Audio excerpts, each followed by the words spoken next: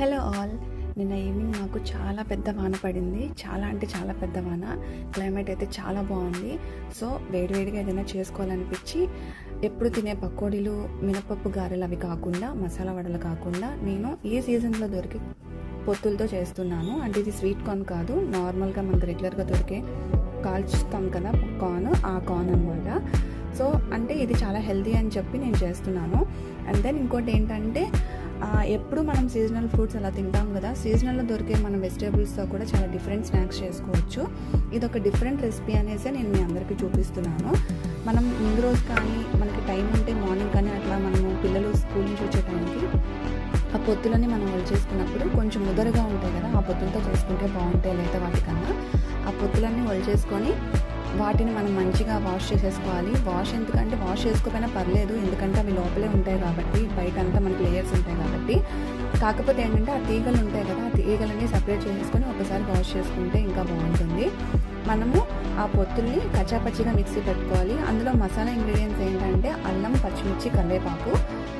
అది డైరెక్ట్గా అట్లా కూడా మనం గారెలు వేసేసుకోవచ్చు. లేదు అంటే మనం ఉల్లిపాయలతో కూడా గారెలు వేసుకోవచ్చు. ఉల్లిపాయలతో ఇష్టపడే వాళ్ళు ఏంటంటే ఉల్లిపాయలు వేసుకోవచ్చు. ఉల్లిపాయలు ఇష్టం లేని వాళ్ళు అలా ప్లెయిన్గా కూడా మనం వేసుకోవచ్చు. ఉల్లిపాయలు వేసుకోవాలి అనుకుంటే సన్నగా తరుక్కొని మనం వేసుకుంటే బాగుంటుంది అనమాట. టేస్ట్ లావుగా ఉంటే మళ్ళీ లోపల పచ్చిగా అట్లా ఉంటుంది.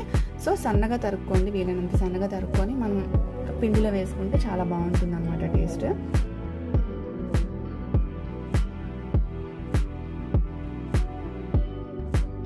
అండ్ దెన్ కట్ చేసుకున్న ఉల్లిపాయలని మనం ఆ ఇంగ్రీడియంట్స్ అన్నీ కూడా బాగా మంచిగా మిక్స్ అయ్యేలాగా మనం కలుపుకోవాలి.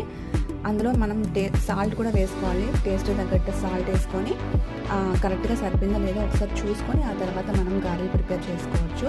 అప్పుడు బాగుంటుంది. ఒకసారి మీరు ట్రై చేయండి. మీకు నచ్చింది అని అనుకుంటే మంచి కమెంట్ పెట్టండి. దెన్ నేను ఇంకా డిఫరెంట్ రెసిపీస్ ఏమైనా ఉంటే నేను మీకు షేర్ చేస్తాను. అండ్ దెన్ పిల్లలకు కూడా ఇది చాలా నచ్చుతుందండి. ఎందుకంటే నార్మల్గా కూడా పిల్లలకి మనకి కార్న్తో ఉన్నవంటే వాళ్ళకి నచ్చుతాయి కదా.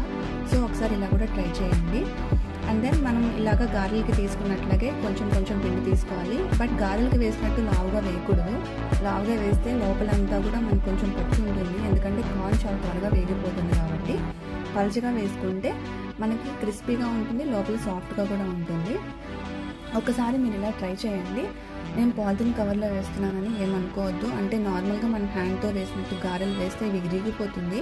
ఎందుకంటే మనం అందులో సపోర్ట్గా మనం మైదా పిండి కానీ బియ్యం పిండి కానీ ఏమీ కలపట్లేదు కదా. సో అందుకని చాలా డెలికేట్గా ఉంటుంది అన్నమాట పిండి. మనం వాటర్ కూడా ఎక్కువ యాడ్ చేసి మనం మిక్సీ పట్టకూడదండి, ఎందుకంటే త్వరగా నీరు వచ్చేస్తుంది.